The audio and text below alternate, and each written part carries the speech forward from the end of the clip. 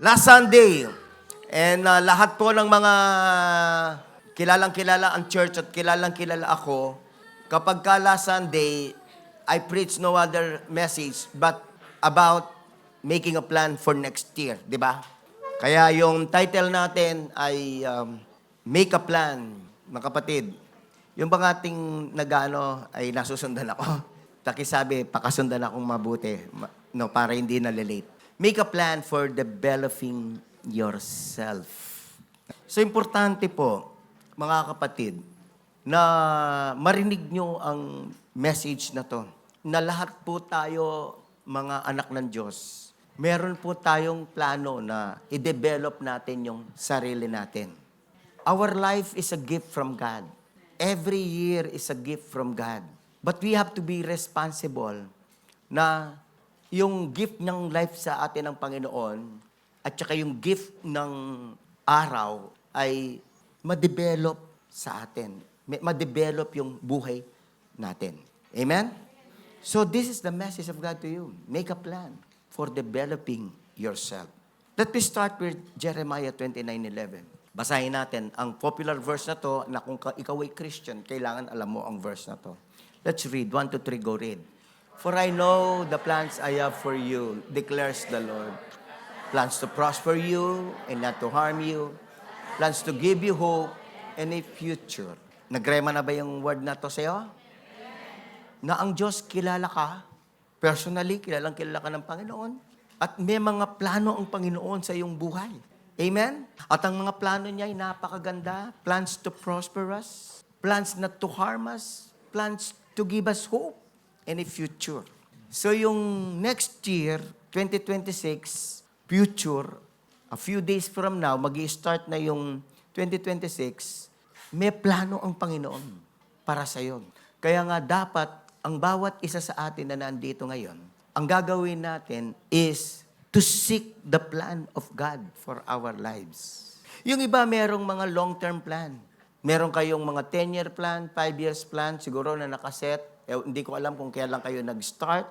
Yung mga iba na hindi pa nag-start ng long-term plan, I would like you to have a long-term plan for yourself. Like 10 years from now, like 5 years from now, kailangan may plano po kayo. No, ako po, nung 50 years old ako, the Lord revealed to me that I really have to have a 10-year plan.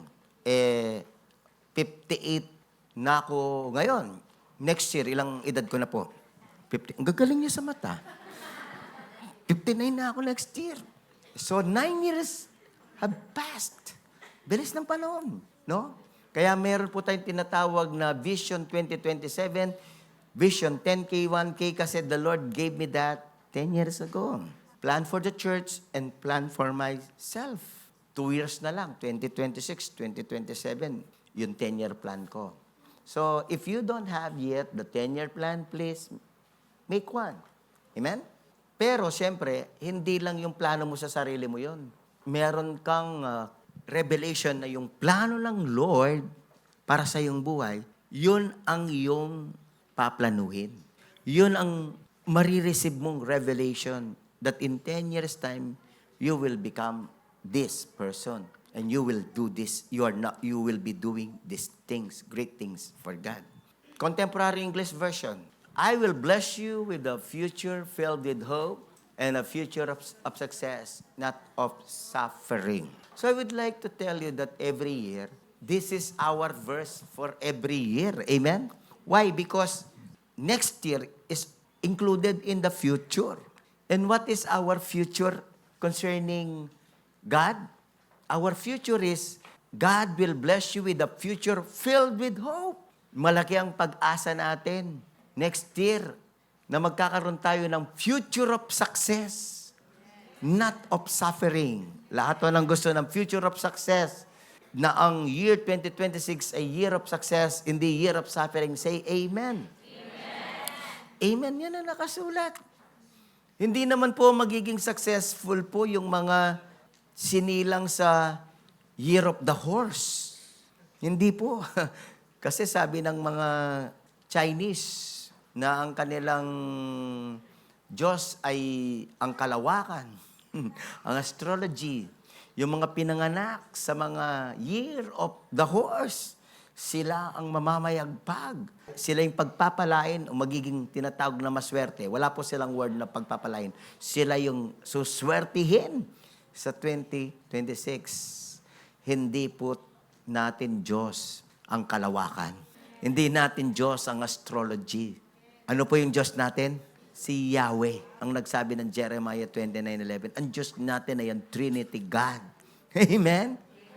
Kaya wala akong naniniwala, walang bibili ng kabayo. Amen? Wala pong maglalagay ng picture ng kabayo. Wala akong bibili ng keychain ng kabayo. At maglalagay ng figurine ng kabayo sa bahay.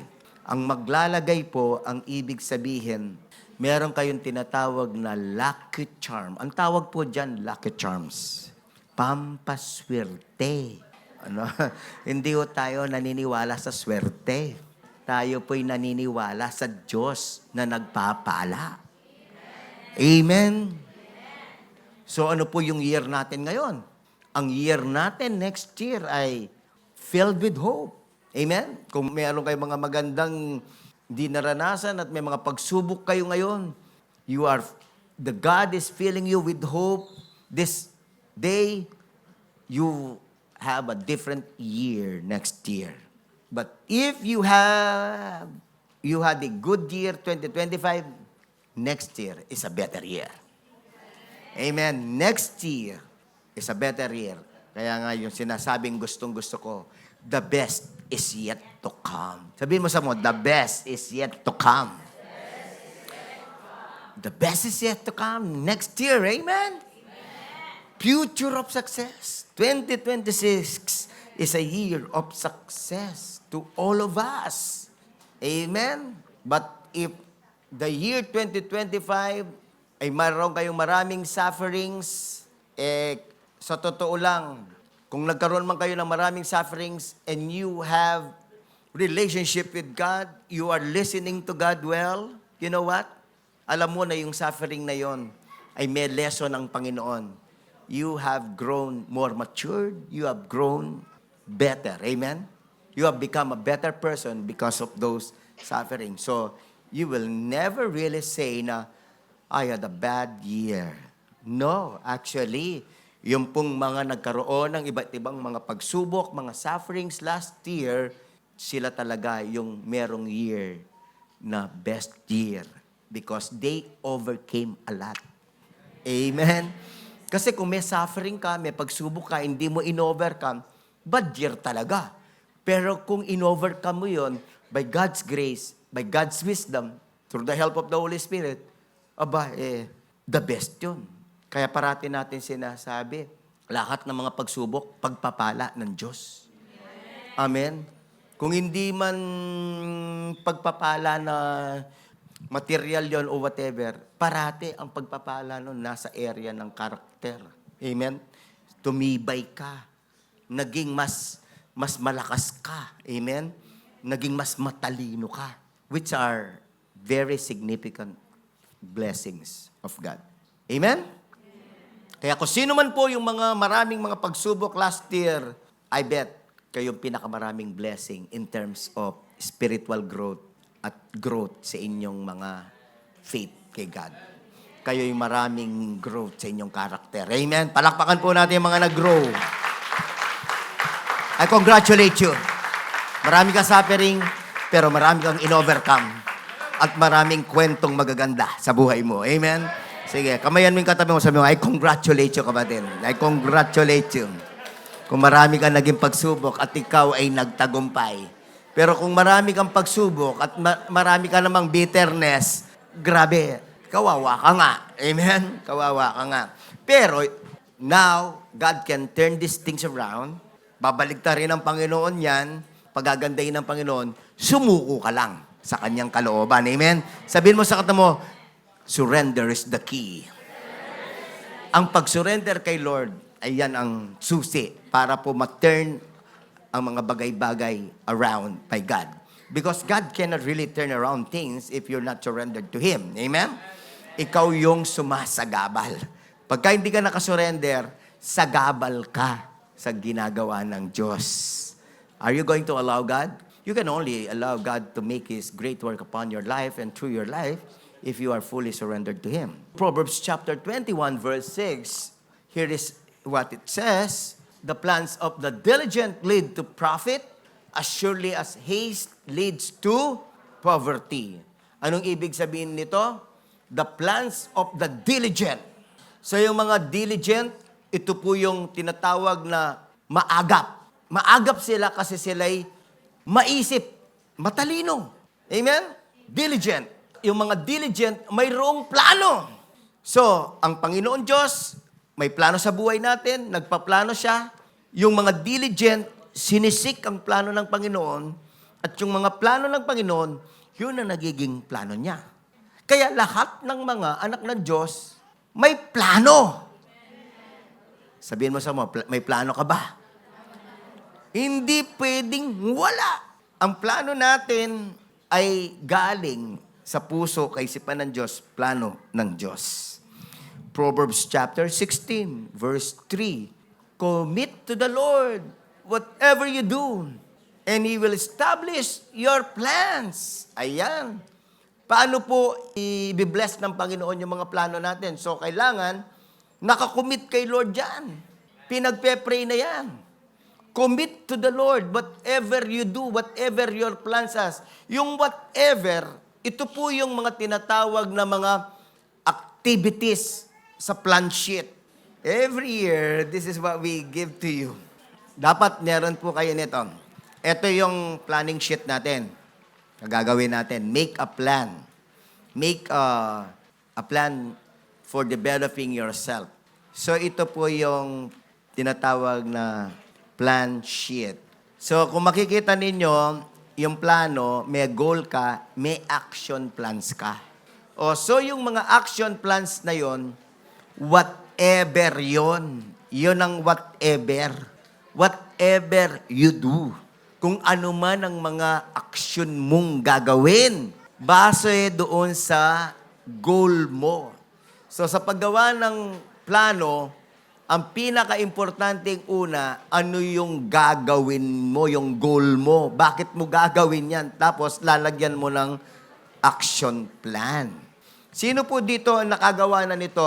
Magtaas ng kamay, iwagayway ang ating PDP. Yan. Okay, thank you. Marami na kayo.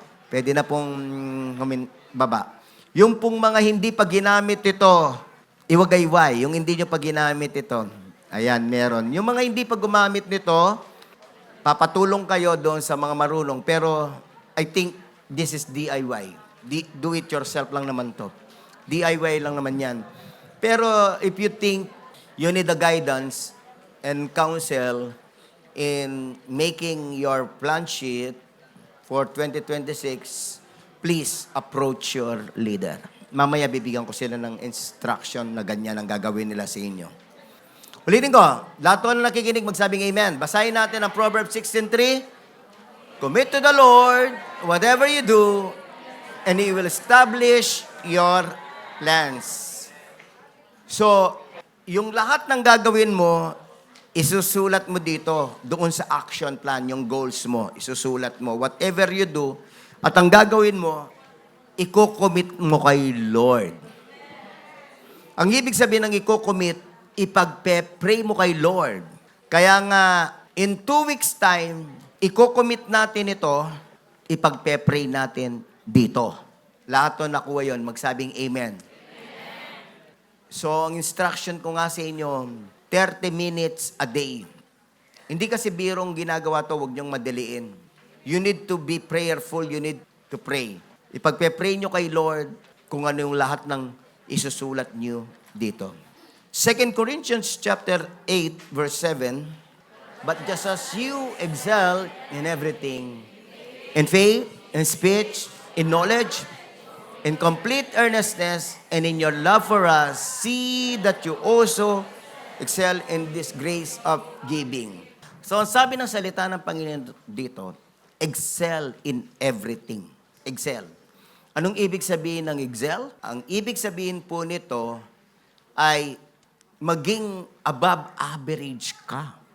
Kasi maraming mga Pilipino, sa totoo lang, masaya na sila kung sila'y maging average. But you know what? No offense. Majority of Filipinos are below average. Below average sa kanilang development, sa kanilang sarili. Walang fully nagde-develop. Kakaunti yung mga nag-excel. Why? Wala kasing nag-i-inspire sa kanilang mag-excel. Una sa lahat din nila naririnig. Kaya parati ko po kayong in-inspire mag-excel. Pero pangalawa, walang revelation, walang conviction na mag-excel. Ang gusto lang nila, simpleng buhay, pahipahinga, hindi pagod, walang pressure, walang stress. Yun lang ang gusto nilang buhay. But when you excel kasi, you will feel some pressure. You will feel some stress. Pero ang tawag doon ay good stress. Anything stress na magpapagood sa'yo, magpapa-develop sa'yo, ang tawag doon, good stress. Meron pong good stress. Di ba? Lalo-lalo na yung mga Pilipino. Kadalasan po sa mga Pilipino, para mag-excel sila, kailangan silang i-stress. Stressin mo muna. Pagalitan mo. Sermonan mo. Ng katakot-takot. Pagka nasaktan na sila, doon sila magigising. Maraming mga Pinoy, ganun. Gusto ng Panginoon, mag-excel ho tayo. But how can you attain excellence? You need to continue on developing yourself. Ang mga Hapon, Japan is a very small country, but it's so excellent. Lahat na nakapunta na ng Japan, pwede po magtaas ng kamay. Wala pa nakapunta ng Japan? Gapan? Gapan lang, hanggang Gapan lang. Lahat ng gusto pumunta ng Japan, pinagpe-pray ko po. Tas kayo ng kamay. Pag-pray kayo makapunta ng Japan. Lord, pinagpe-pray ko po lahat ng mga nakatas ng kamay makapunta ng Japan. Amen? Okay. Sabihin nyo na po kay Joey at saka kay Din, gusto nyo pumunta ng Japan, i-workout nilang inyong visa. May visa po doon. Okay. Hanggang visa, kapag sila kang visa, pwede. So, meron po silang motto. Ano ang motto ng Japan? Na naka-instill sa lahat ng mga Japanese, mula mga bata pa, ini-instill na nila yung motto na to. Pakilagay mo nga yung motto, kapatid. Improving the improved. But iba'y nakalagay. Mamaya na yan. Improving the improved. Sabihin natin lahat, improving the improved. Ibig sabihin, kung ano na yung na-improve na, i-improve pa nila. So, ganun yung motto nila. Every year, year in and year out. Na-improve na nila yung kanilang talent, na-improve na nila yung kanilang skill sa ganito, na-improve na nila yung kanilang produkto nito. Pero ang goal nila next year, improve pa yun. Kaya ano nangyayari? Nag-i-improve sila. Sino po ang nakita ninyong magpapasalamat kayo kay Lord na nag-improve kayo 2025? Say, praise God. Praise God. Ayan, lahat naman pala eh. Pero hindi ibig sabihin na nag-improve kayo, stop na. Hindi, kailangan, improve nyo pa yung na-improve nyo na. Amen? Improve nyo pa yan. Sabihin mo sa katabi mo, may i-improvean ka ba? May kaka-improve ka pa. Amen? You cannot reach that point that you will say that there is nothing to improve in your life. You cannot say that. Sabi ng salita ng Panginoon, in faith. Especially me, 58 na po ako. Next year, ilang taon na ako? 59 na ako, no? Ang dami ko pa pong i-improve sa sarili ko. Ang dami pa. Yung iba kasi, naka-achieve lang ng improvement, okay na sa kanila. That's an enemy's deception. But in Japan, it's different. They're not Christians. Many of them, they don't have God. Pero they excel. Why these people without Christ, without God, they excel? At tayo namang may Kristo, hindi tayo nag-excel. Mindset. Amen? Mindset. So, kailangan magmula sa araw na to, motto mo na yan. Sabihin mo sa kata mo, motto mo na yan. Yung iba, Pastor, ano po yung motto? ito po ba yung nilalagay sa pagkain? Bira ka. Ajinomoto yun. Yung iba kasi Ajinomoto lang eh. Yung moto, ito yung prinsipyo mo. Amen? Ini-improve mo. Kung ano na na-improve mo, i-improvein mo pa yon. Kung ano na yung naging development mo, i-develop mo pa yon. By the grace of God. Amen? By the grace of God. So mga kapatid, gusto ko po sabihin, nasa celebration mood tayo, mag-New Year. Pero let's take time to start the year right. And how can you really start the year right and end the year right? No, it's not only about starting the year right, but it's also about ending the year right. Ending the year right requires you to evaluate yourself. And then, when you evaluate yourself, you can see all the goodness, all the favor, all the blessings of God, and all the grace that God led you and empowered you for these improvements in your life. So, ending the year, right, is about evaluating yourself, and then your heart will be filled with two things. Gratitude for all the blessings of improvements. And then second thing, the lessons. Kung hindi ka man nag-improve, what are the lessons na dadalhin mo para mag-improve ka next year? Kasi yung iba nag-improve ka ba last year? Hindi. Anong lesson? Wala lang. Huwag mo akong pakikilaman. Walang basagan ng trip. Dapat po hindi tayo ganun. God wants you to excel. Yung mga taong nag-excel, sila yung mga taong talagang fulfilled in life. Nakita nila yung grace ng Panginoon sa buhay nila. They saw their lives kagaya ni Manny Pacquiao, from nothing to something. From no one to someone. Who will improve next year? Say amen. Who will evaluate? So ending the year right means that you need to evaluate yourself, kapatid. Ito po yung mga categories ng development. Yan, pakita mo na kapatid yung yan. Well-developed. Pasensya na po kayo, pero konti lang yung mga well-developed. Amen? Or undeveloped. Or underdeveloped. Are you developing or you're not developing at all? Are you fast developing? And are you slowly developing? So, okay naman yung slowly developing kesa sa not developing. Amen? Ito po, yung bansa po natin ngayon, kasi ganito yan, may tinatawag na first world country, may second world country, meron tayong tinatawag na third world country. Aware ba kayo? Saan tayo nabibilang? Pakita ng katabi niyo. Ang sakit. Alam niyo ba na nabibilang tayo sa third world country?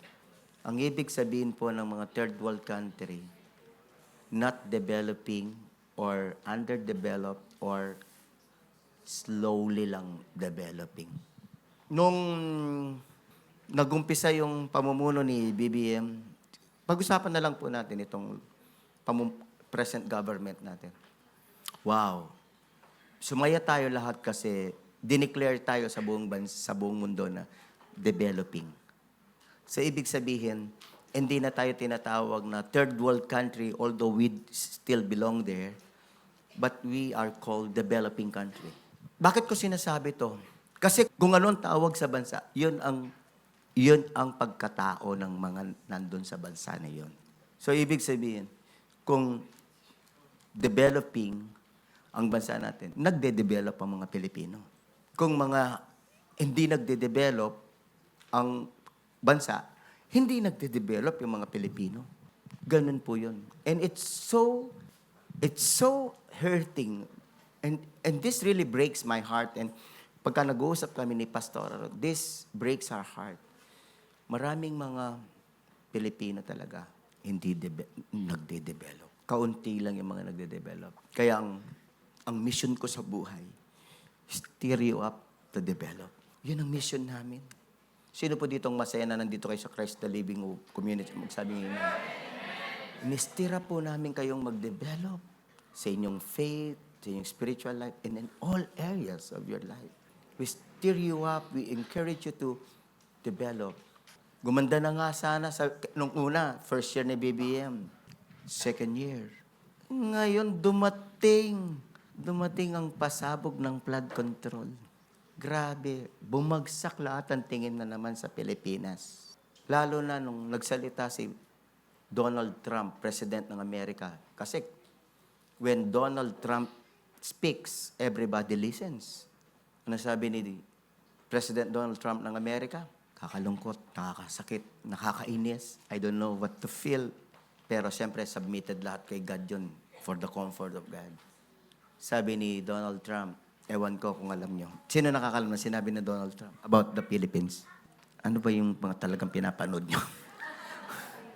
Ang sabi ni Donald Trump sa news, I always listen to Fox News. Pero ang pinakamaganda, 7 News Asia. Christian Nation yun. Christian Broadcasting Network. Ang sabi niya, Philippine government is a corrupt government. Grabe. Pagsak na naman. At anong tingin ng mga tao sa atin? Basta Pilipino ka, corrupt ka. Diba? Kaya pagka pumunta ka sa immigration ng Amerika, kakapkapan ka mula ulo. Lokas mo remedias, lokas mo remedias.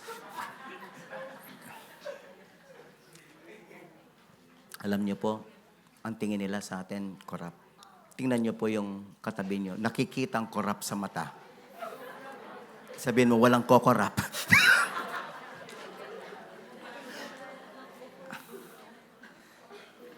Grabe, no? Anyway, yan tingin ni Trump. Pero tayo, mga anak ng Diyos, especially dito, by God's grace, by God's grace, tayo nag-iabang. Walang magiging corrupt sa atin, ano? Sabihin mo sa katabi mo, huwag kang kukurap. Ingatan mo yung mata mo. Huwag kang kukurap. Amen? So mga kapatid, as you evaluate, what's going to be your decision? But next year, please develop. And it starts with evaluating yourself. Are you developing? Please. This is the hard truth. And maybe this is a harsh truth. Pero yung mga bukas ang mata at nagpapakumbaba, sila talaga ang mag-i-improve. Sila talaga ang magbabago. Pagka ayaw mong buksan ang mata mo, ayaw mong mag-evaluate, ayaw mong sabihan, hindi ka na mag-i-improve. Pagka ayaw mong i-correct, hindi ka na talaga mag-i-improve. Kailangan accept correction, accept guidance. Pray to the Lord, Lord, open my eyes. Bakit ganito po yung buhay ko? Kontento ka na ba dyan, kapatid? Kontento ka na? Yung mga Pilipino kasi, mabilis makontento. Kaya kakunti ang nag-i-excel. Biyasaya mong maglagaring bagya. Uy, magaling na ako, karpintero na ako. Ala, nang ganyan ka rin. May biyasaya ang pupukpuk. Tira niya mo itampako, kitampukpuk. Biyasa na ako, ano? Ganyan ka rin. Ang mga Pilipino, ang mentality na yung, pwede na yan. Dapat ang mentality natin, palitan natin. Hindi yung pwede na yan. Palitan natin, pwede. Sabihin mo sa katabi mo, pwede, kapatid. Yung kukomentahan ka, okay na ba to? Pagka ang comment, pero dapat ang comment, aduayang gamat, okay na okay. Ale, balikan natin yung 2 Corinthians, no, yung Excel. I'd like to point out something there. 2 Corinthians 8:7. Yung verse kanina. Mag-excel tayo in everything, right? In faith, nag-excel ba yung faith natin? Pag yung mga nag-excel, thumbs up. Yung mga hindi nag-excel, walang comment. Yung mga hindi nag-excel, thumbs down. Nag-excel sa faith. Good. Nag-excel sa speech, sa communication, sa pagsasalita. Tingnan niyo yung katabi ninyo, mukhang puro thumbs down. Biglang tinago yung kamay sa...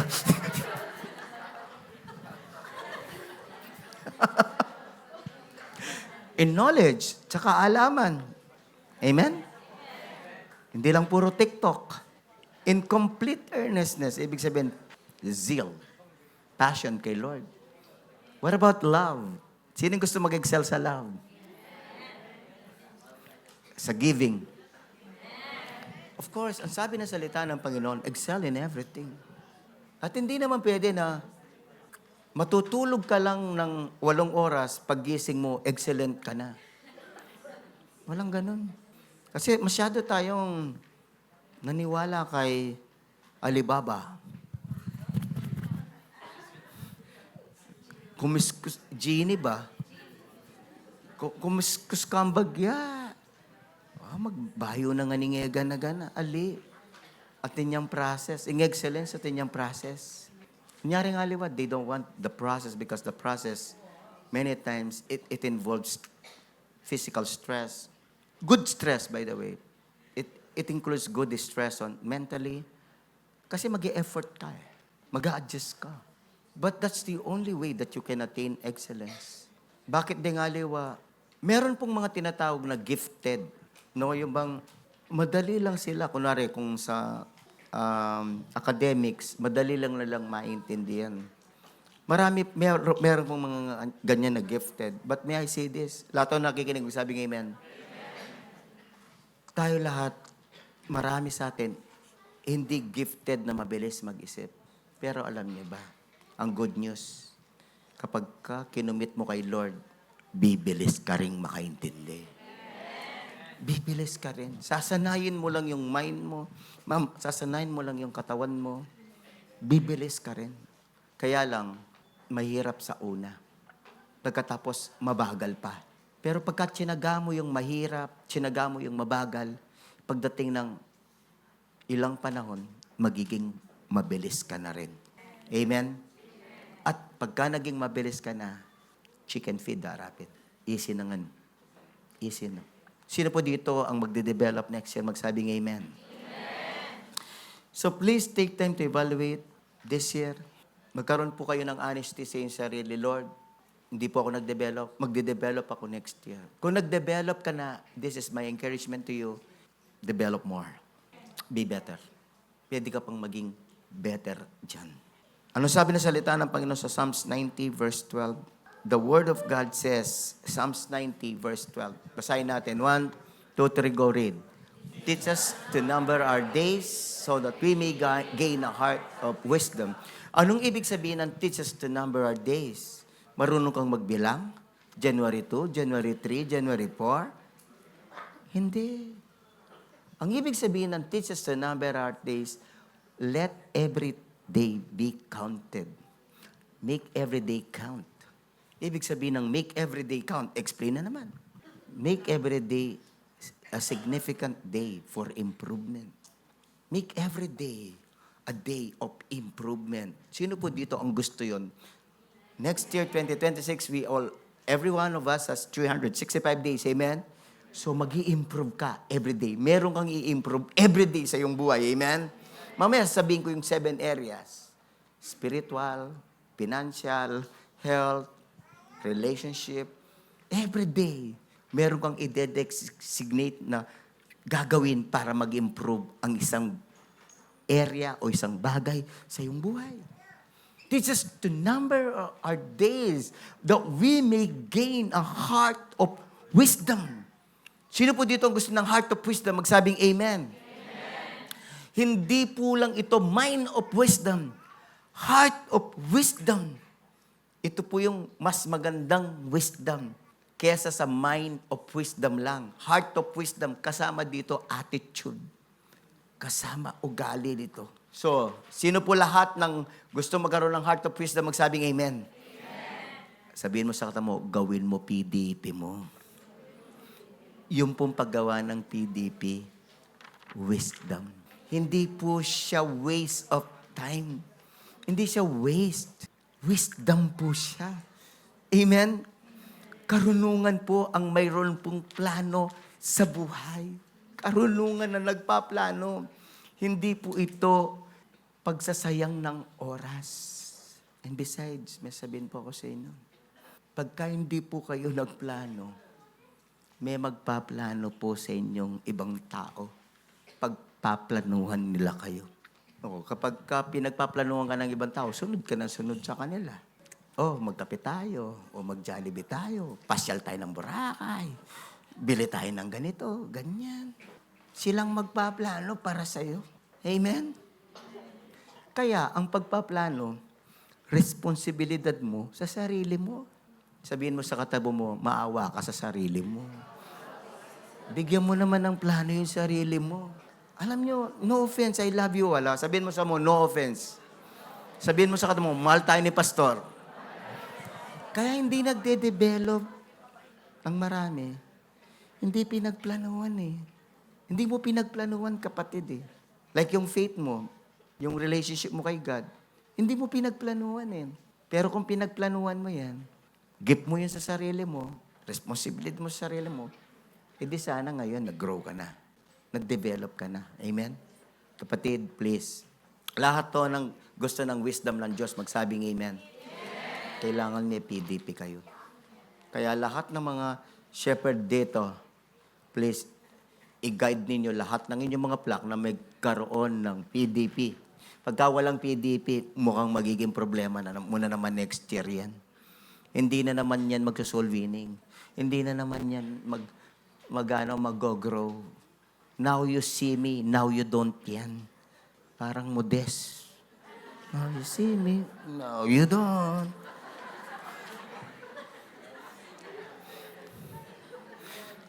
Diba? Intentional. Everybody say intentional. Yung mga may wisdom sa buhay, they live with intentionality. Yung pamangking ko, diba, nag-preach sa Chase. Yan ang kanyang preaching. Naalala nyo? Sino nakakalala? Magsabing amen. Living an intentional life. Development is living an intentional life. Improving yourself is living an intentional life. Talagang magpaplano ka, magsusulat ka. Iisip ka talaga ng paraan. Yung action plans mo, iisipin mo talaga. Ngayon, tingnan natin po yung sabi ni Stephen Covey. Let me go to Stephen Covey. Sabi niya, 7 Habits of Highly Effective People. Begin with the end in mind. So when will you plan? Before you start. Before you start. Hindi ka magpaplano pagka February na, pwede pa rin, March. Pero hindi ba napakagandang timing nito? Sabi mo sa kata mo, timing is everything. Lahat kayo na nandito, dinala kayo ng Panginoon, pinagpala kayo. Naka-timing kayo. Eh yung wala dito, hindi nila narinig dito, wala sila sa timing. Sana makinig sila sa live natin. Padala nyo sa kanila. Kasi hindi sila maka-timing yan, hindi sila gagawa ng plano. So this year, begin with the end in mind, sabi ng leadership guru na si Stephen Covey, yun ang ugali, yun ang mindset ng taong effective, ng taong uunlad ang buhay, ng taong mag-e-excel. They begin with the end in mind. So lahat to ng mga magagaling na mga managers, leaders, CEOs, before na magumpisa ang taon, malinaw na yung plano nila sa 2026. Kaya this week po, please, set aside 30 minutes. Huwag muna kayong masyadong mag-social media. Okay, bawasan nyo na lang ng 30 minutes yung 6 hours mong social media. Kahit 30 minutes man lang everyday, i-dedicate mo na gawin mo yung PDP mo. Amen? And you will be grateful. At having a PDP is already a big accomplishment.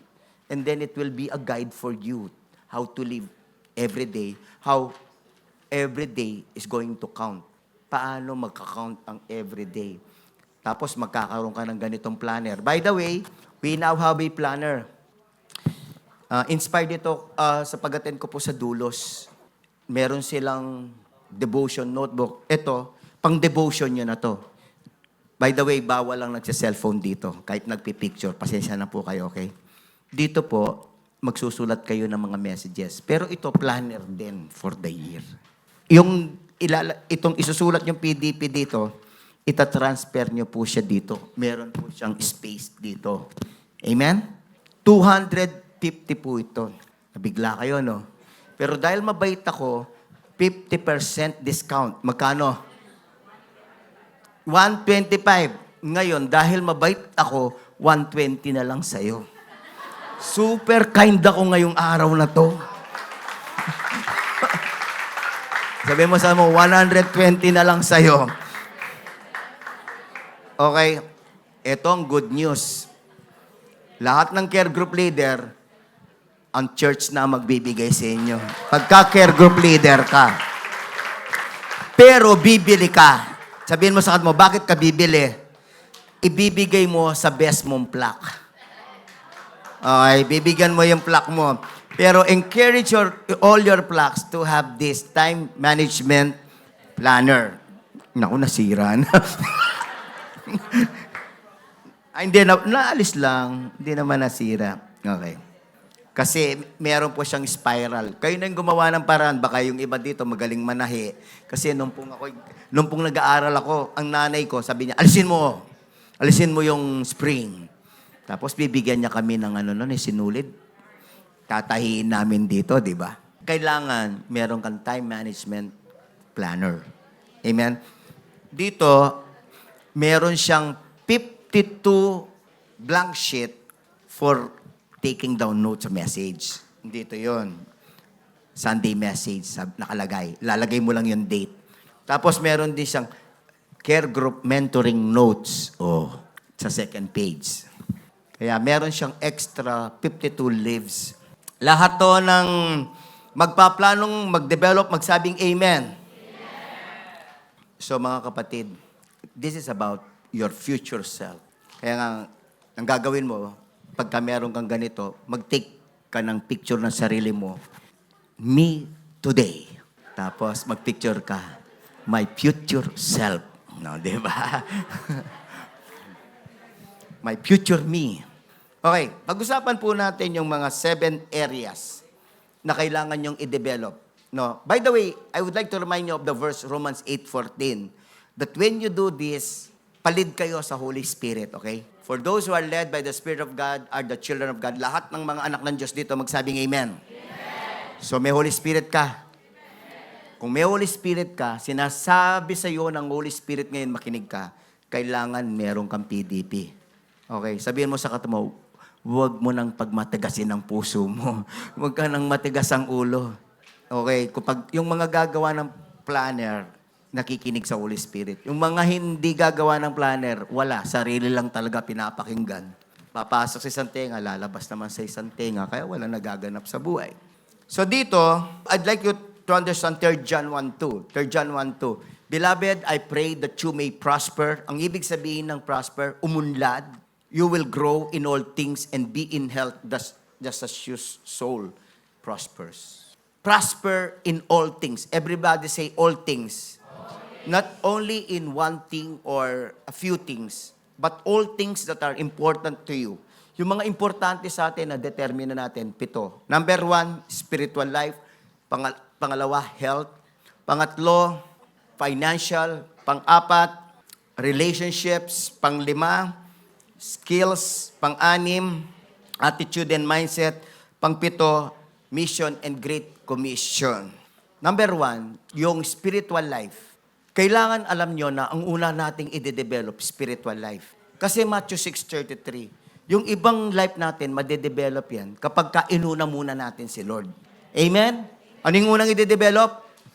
Spiritual life. Kasi yun ang sabi ng 3 John 1:2. Sabi ng 3 John 1:2, Dear friend, I hope all is well with you, and that you are as healthy in body as you are strong in the Spirit. Everybody say, strong in the Spirit.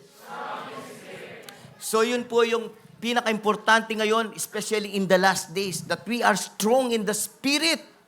We don't allow our spirit to be weak. Natalo tayo sa spiritual na labanan. Nadideceive tayo. We have to be strong in the Spirit this year. Amen? At yun ang number 1 goal natin. Kaya ang example, ang magiging goal mo ngayon, you will do the 90 days challenge. Amen? If you did not do the 90 days challenge, itong nakaraan, gawin mo. At kung hindi mo na kumpleto, kumpletuhin mo. Kasi this is the 90 days challenge which is going to start on January 19 and finish on April 19. This will spell a lot of difference in your spiritual life and in your life in totality. Buong buhay mo, apektuhan ito. Kasi ang 90 days challenge, tuturuan ka maging consistent saan? Daily devotion, Daniel prayer, 2 Chronicles 7:14 prayer, Sunday worship, care group, weekly. Pagka ginawa mo to, magbabago buhay mo. Magbabago ang faith mo. Magbabago ang relationship mo kay Lord. Amen? iset mo yung mga goal na ganito. Sasabihin mo, Lord, ito yung number 1 goal ko. Huwag mong uunahin yung financial at ibang bagay. Huwag mong uunahin yung love life. Ang unahin mo, love relationship with God muna. Amen? Okay, number 2, let me go to number 2, physical life. Kasi kapag parati kang may sakit, hindi okay yung health mo, ang hirap ding umunlad sa ibang area ng iyong buhay. So, pinangalawa ko na to, physical life. Sabi na salita ng Panginoon, 3 John 1:2, I pray that you may prosper in all things and be in health. Everybody say, be in health. Lahat tayo, lahat na magkakaroon ng good health next year, magsabing amen. Aba, pinagpaplanuhan din po yan. Next year, I will have a good health. Next year, my health will be better. Sino po dito magpaplano na next year, magkakaroon siya ng sakit? Manghihina siya. Pero alam nyo ba, pagka hindi mo pinagplanuhan na magkaroon ka ng good health, sa totoo lang, magkakaroon ka ng problema sa health. If you don't plan for your health, lalo kang magkakaproblema ka sa health. Minsan, hindi lang sa physical, mental. Pagka hindi mo pinagplanuhan ng mental health mo, next year, baka magkaroon ka ng mental health. Pagka pinush mo ng pinush ang pagsa-social media at games mo, yan na yung number 1 reason ng mental health. Emotional. Pagka hindi mo pinagplanuhan ng emotional health mo, roller coaster pa rin. Anger, nandyan pa rin. So, ano po yung mga example ng goal mo? Follow the 8-8-8 rule consistently. Matutulog ka ng 8 oras. Magtatrabaho ka ng 8 oras. Yung 8 oras sa 3H, 3F, no, ibang bagay. Pero ang ini-emphasize ko dito, 8 oras na tulog. You cannot be in good health kung matutulog ka alas 2, alas 3 ng madaling araw, kapatid. Hindi. Yung pamangkin ko, sinabihan ko, baligtad yung oras niya, nagtatrabaho sa call center. Sinabihan ko siya sa pagtatrabaho sa call center and then sabi ko sa kanya, pag-pray mo, mabago yung trabaho mo. Kasi pagka hindi na bago ang trabaho mo, nabaligtad ang oras mo, lahat ng mga...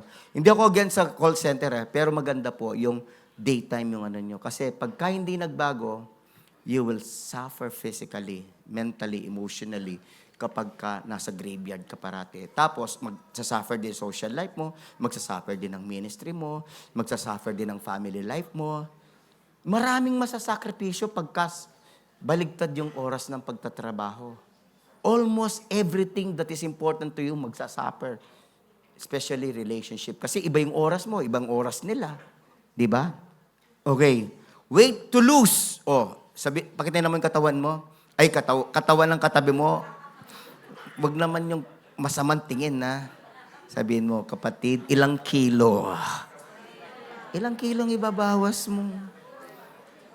Kasi, lahat ng mga lagpasan tingbang, magbabawas tayo lahat. Amen? Kung masyadong maraming ibabawas mo, tanungin mo ang doktor, ilang taon mo bubunuin yan? Hindi ko naman sinabing 1 buwan o 1 taon. Depende yan sa laki ng tiyan mo. No offense, I love you all. Ako rin siguro magbabawas. Although, actually, tinitimbang ko yung sarili ko, I just have the right weight. Malaki lang ang tiyan ko, pero I have the right weight. Workout ko lang yung tiyan ko na bakery hanggang, ano ba to? Monay na maging pandesal. Hindi ko naman pangarap ang pandesal. Ang pangarap ko lang, mawala yung monay.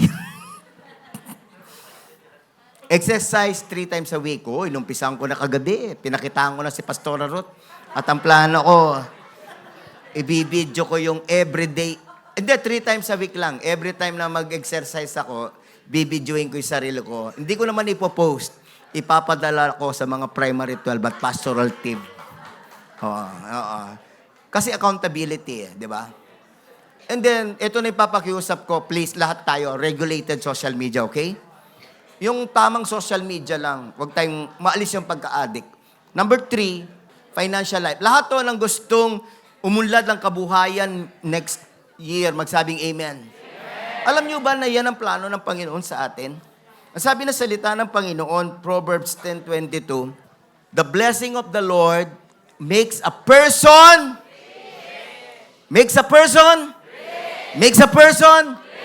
rich. And he had no sorrow with it. Yung pong gustong maging, excuse me for the term, just for the lack of term to use, yung gusto maging poor, pasensya na po kayo. Ang nababasa ko salita ng Panginoon, ang mga binibless ng Lord, nagiging rich. Amen. Lahat po ng gustong mag-rich, magtaas ng kamay. Can I pray for you? Lord, lahat po ng mga kapatid ko na nakataas ng kamay, enable them to become rich for your glory. In Jesus' name, amen. But what are you going to do? Hindi na naman kakaskas ka na naman. 50 maleta, Lord. Ewan ko, kung kilala mo kung kilala mo siguro yung mga congressman, ano kasi pangalan? Hindi yung Diskaya yung umalis. Si Saldi ko, siguro mabibigyan kanya ng isang maleta, di ba? Pero di naman natin siya kilala. Tsaka hindi naman natin papatulan yon, di ba? So, nung mga goal mo, example ng goal. Unang goal mo, ito, have a financial management skill by following a monthly and weekly budget. Ang pinakamaganda po, may budget kayo. And then in your budget, you have a 2 to 10% savings. 2 to 10% of all your total blessing. Ayun, padagdag ng padagdag. Then if you can save more than 10%, mamatindi yun. Kasi meron pong mga trabaho at business na malaki ang pwedeng meron tinatawag na big blessing o yung sinasawag na one-time, big time.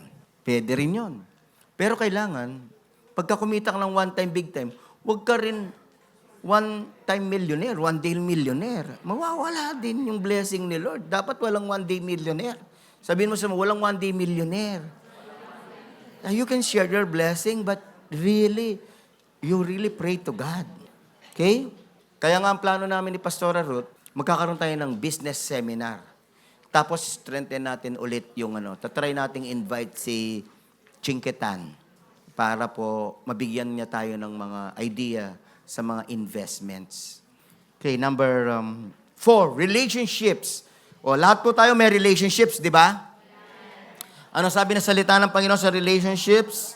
Sa 1 Thessalonians 5:11, so encourage each other and build each other up just as you are already doing. So dito po, ang gusto ng Panginoon, build each other up, build our relationship.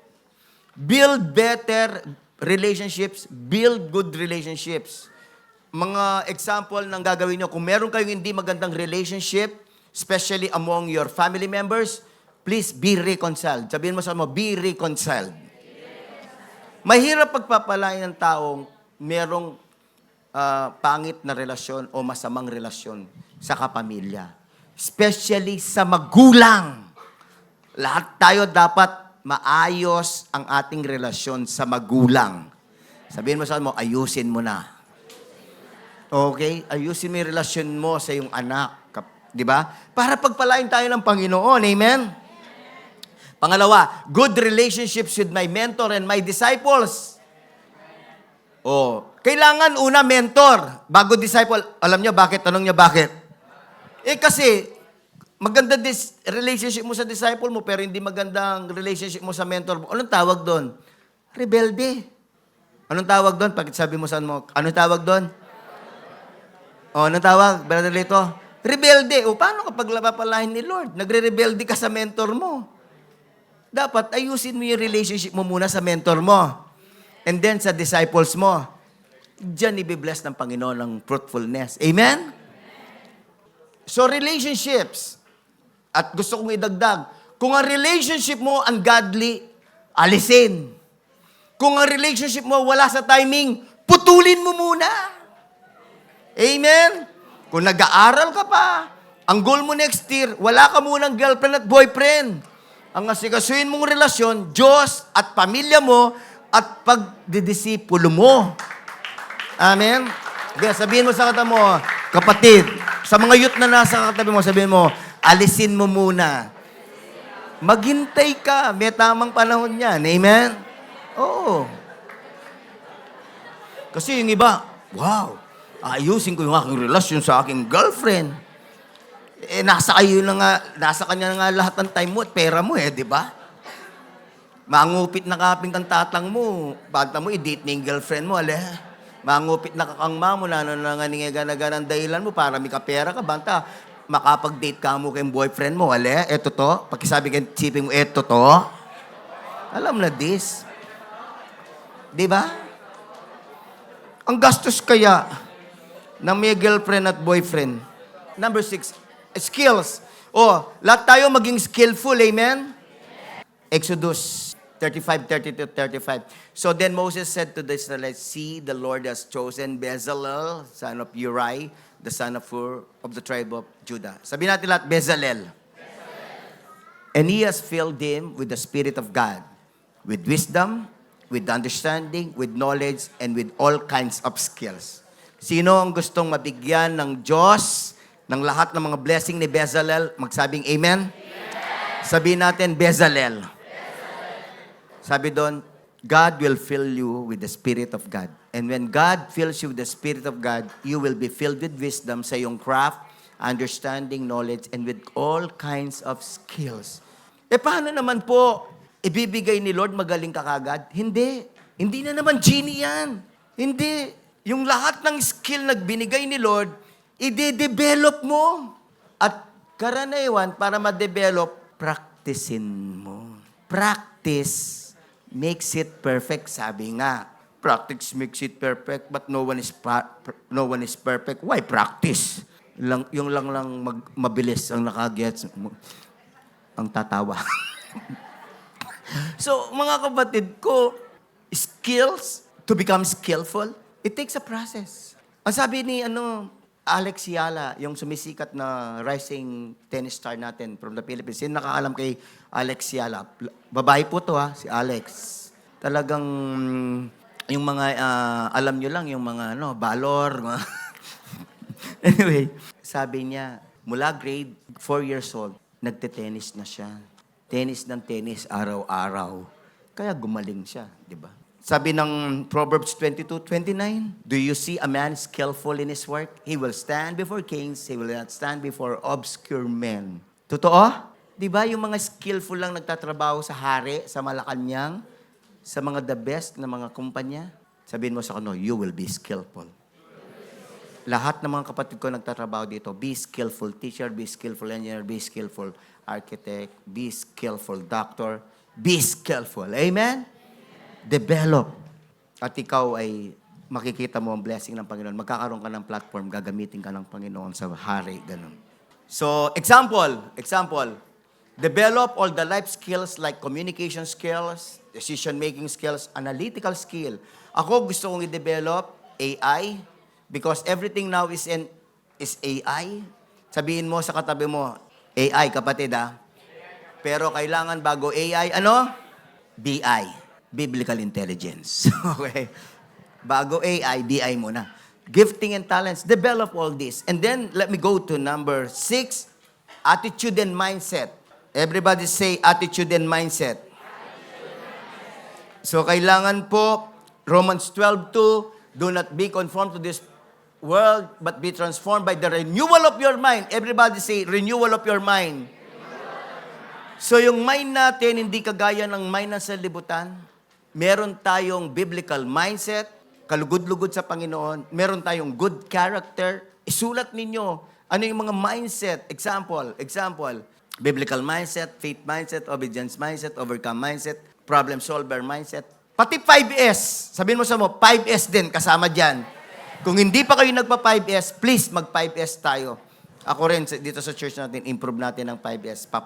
Papa-improve natin ang mga CR natin. By the way, yung CR ninyo, kailangan babango at malinis. Sabihin mo sa mabango at malinis ba ang CR nyo? Sabihin po ako, nakakaya yun. Na kapag ang CR ninyo, mabaho at marumi at basa pa. Kailangan ng mga CR natin, mabango, malinis, at paratis siyang dry. Amen? Kahit hindi siya masyadong bago o maganda, basta mabango, malinis, at dry, okay na yan. Okay na okay. Number 7, last. Mission of Great Commission. Ayan, hindi pwedeng improvein mo ang lahat. na hindi ka naman, di mo ginagawa ang mission ni Lord sa buhay mo. Anong mission natin sa buhay na binigay ni Jesus? Great Commission. Anong Great Commission? Matthew 28:19-20, sabi na salita ng Panginoon, therefore go and make disciples of all nations, baptizing them in the name of the Father and of the Spirit, of the Son and of the Holy Spirit. Great Commission ang mission natin. Amen? So, kahit lahat mag-improve, wala yung Great Commission, hindi natutuwa ang Panginoon. Hindi natutuwa si Jesus. Kailangan yung Great Commission, meron tayong time na i-develop natin yung pagiging soul winner natin, yung pagiging care group leader natin. Kaya ano ang example na goal mo? 1 soul a week, become a care group leader of 12 disciples. Amen? Sino po dito ang magso-soul winning na next year? Magsabing amen. Sino dito magiging care group leader na next year? Magsabing amen. Ayan. Diyan ka na magiging leader. Kahit hindi 12. Next year, kung hindi ka pa leader, kahit 2 lang, hanggang 4. Buuin mo. Sa 3 years, yung 12 mo. Amen? Yung mga ganon. At naniniwala ako, pagka ginawa natin to, matutuwa ang Panginoon, lalo niya tayong i-bless. Balanse yung buhay natin sa 7. Amen? Doon lang nagiging balanse, nakalugod-lugod sa Diyos ang buhay natin. So, kailangan, kapatid, may time management ka, may planning ka. Okay? Kailangan may planner ka.